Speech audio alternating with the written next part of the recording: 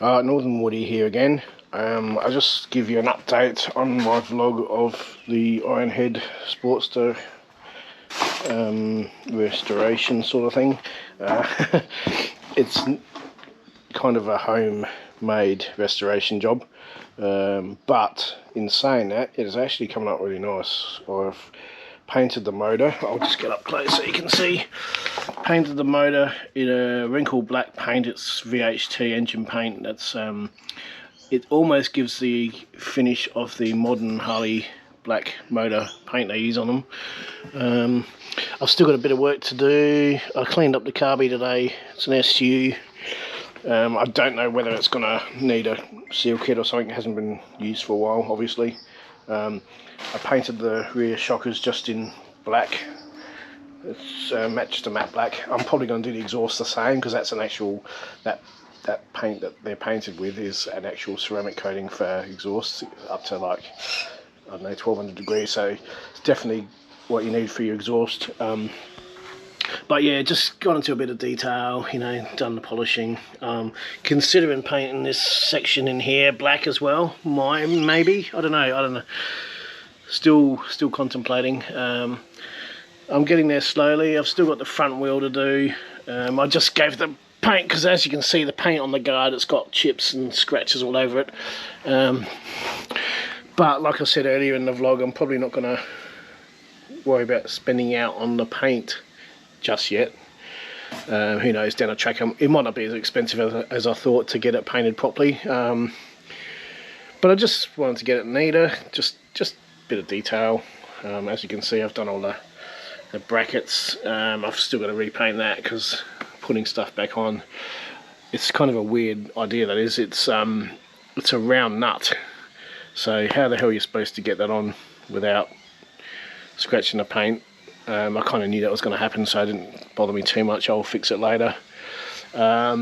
It's quite easy to touch up once it's all back together. You're always going to get scratches. As careful as you are, you're always going to get damage done.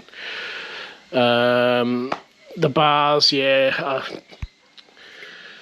still gonna. I might just get some different bars. They're too far gone. I was gonna paint them, but bars, you know, the paint's gonna scratch off too easily. The risers I might paint, because you can sort of get away with it on the risers. You're not gonna have to touch them as much, I guess.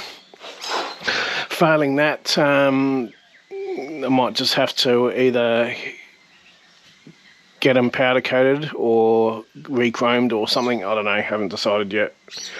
I've still got to get a fork seal kit for both. I'll probably do both. It's definitely leaking. I've still got a few things to put back together. But yeah, as you can see, it's coming along quite nicely. I'm actually enjoying doing this. It's good to restore something. I'm only doing it on the cheap. Like I said, I'm using paints rather than getting stuff powder coated.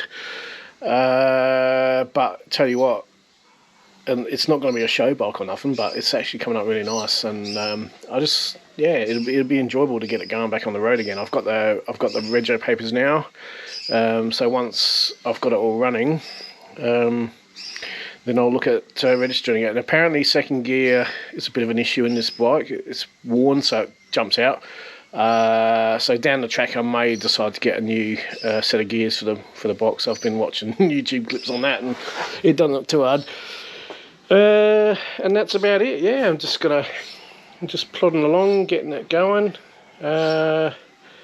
Hopefully it's not going to take me too long. It's taking me, well, what is it now? So it's middle of September, so I haven't been working on it fully every day of the week. I've been doing a bit here and a bit there. The aluminium polishing was the worst. That was so hard to do. There was so much of it. I sort of wished I hadn't started, really, but I got there in the end. It looks really nice. Like you saw, I mean, once I do in this vlog, I will put some pictures up as well of what the progress has been along the way. I kind of haven't done the videos on it because I just got carried away, and I thought, well, there's no point video. And look at, I mean, even to the point where if you look in here, I've all detailed all that, so it's not polished, but it's cleaned and it looks really good. Like I say, I've gone a bit crazy on it. but I must admit it's enjoyable, and I've even painted these black just for something different. I don't know, I've sort of made up as I've gone along. I took all the push rods out and the oil lines for the rocker box, took them all off, resealed it with proper Teflon tape.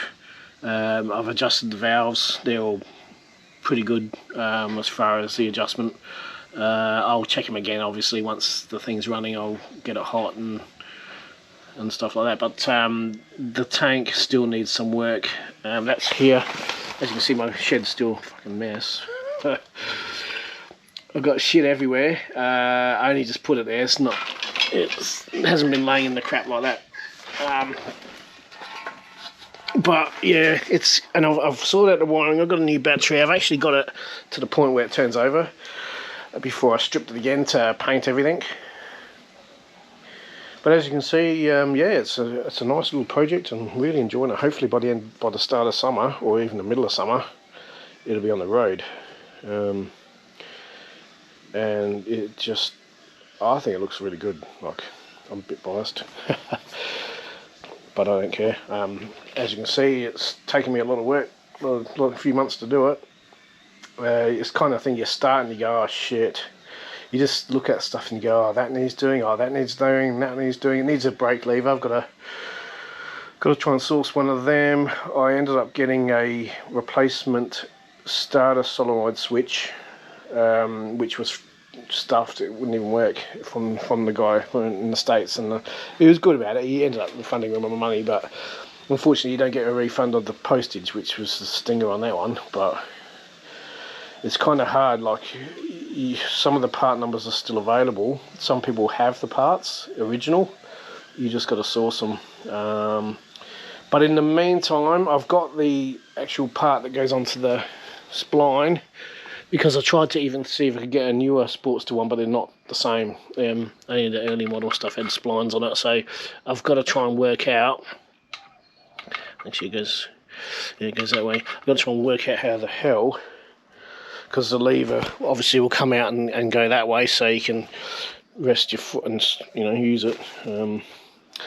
I'm gonna fabricate something at the moment just to get it me out of shit, because like I've been looking on eBay. It's fucking expensive. Like for an original one, by the time you get it here, you're looking at bloody $100, $120 or something, which isn't a lot of money, I know that, but considering I've spent all I've really paid for so far is tins of paint. Oh, and the starter solenoid switch, and that cost me like bloody $70 for a dud. Admittedly, he gave me the $20 back, but I'm still 50 out. So, it might sound like I'm a bit of a tight ass. It's only because the project is, like I said, I was going to try and do it as cheaply as I can. And yeah, I'll see where it takes us, but I'm quite happy with the way it's coming along. So yeah, next time you see it, hopefully I'll have the tank on and the exhaust on. It'll be getting closer and closer to the oil tank. I'll get it all back together. I'll get it all the electrics hooked up again. All but the battery. I've got the new battery. I just won't put it in until I'm ready to fire it up properly. Because I want to get everything else. The exhaust, I might have to get some gaskets for the exhaust, but they're cheap as shit. You can still get them. I believe they're quite cheap anyway. They're only like the crush type. The pipes are battered and bent, dinged, but I'm gonna just paint them and worry about that later. Like I said, the cosmetics of it. And I was pissed off too, because I painted it all nice and then I fucking leaned on it. So all my palm print went in it. It was because I kind of got carried away and started like putting it back together, even though some of the paint had only just been done. Stupid mistake by me, but you live and learn. But I'll fix it later. It's not that big a deal. But it looks fresh. It's sort of hides all the little nicks in it that's had over the years, and like I said, the paint on the guards and stuff in the tank, it's got chips all over it. Eventually I'll paint it again. I'll just clean it up. It actually came up alright. I'll just polish that just quickly now with a bit of car polish, and it's actually coming up alright. You still got the dings in it, but I'm not too fussed about that. like they say with older stuff, it's character. I'm sure this bike's got a lot of stories to tell. If it could talk, imagine it would have quite a few interesting stories. But I don't know how it's originated from, how long it's been in Australia, whether it was bought brand new here. I don't know. You can probably figure that out by the numbers on the side of it, because you can with the modern stuff. But I did manage to figure it out. It is a 1997 Sportster. I worked it out from the numbers eventually, but my mate's given me the rego papers now, and it says it on there as well. So confirmed it's a 77. Apparently it didn't come out with a electric start though, which I was surprised, but I haven't actually looked up what year they actually came out with electric starts, because apparently this was an aftermarket electric starter put on it. I don't know, that's what I've been told. So no matter, I'm glad it's not a kickstart actually. Getting too old for that shit. But yeah, all the valves are done. Like it's all set, and it actually looks really good. Like, I don't want to toot my own horn, but I pretty much put that back together this morning, with the push rod tubes, and as you can see, it's all neat and polished. And yeah, I mean, I have got pictures of it before, so you'll be able to do a comparison look at it. And at the end of the day, I haven't had to spend out big money to get things done. You know, you can still make it look nice without having to spend $1 million. Like, some people would just go outsource, take it out, bloody take the motor out. You know, what's the point? Like, it's an old bike. There's no real need to take the motor out. I mean, if you're going to enter it in shows, or, you know, fair enough, you'd take all the... I mean, I tried to take the rocker boxes off, but there's not enough clearance. The only way to get this one off, by the looks of it, and I don't even know if you could drop the motor down, would be to bloody cut this off and refit it on, because there's only enough room to bloody undo the bolts, and it doesn't move enough. Like, it doesn't get off, because you've got to roll it off. I've seen the YouTube clips of people doing it. I tried it, and there's no way at all you can get it on this bike.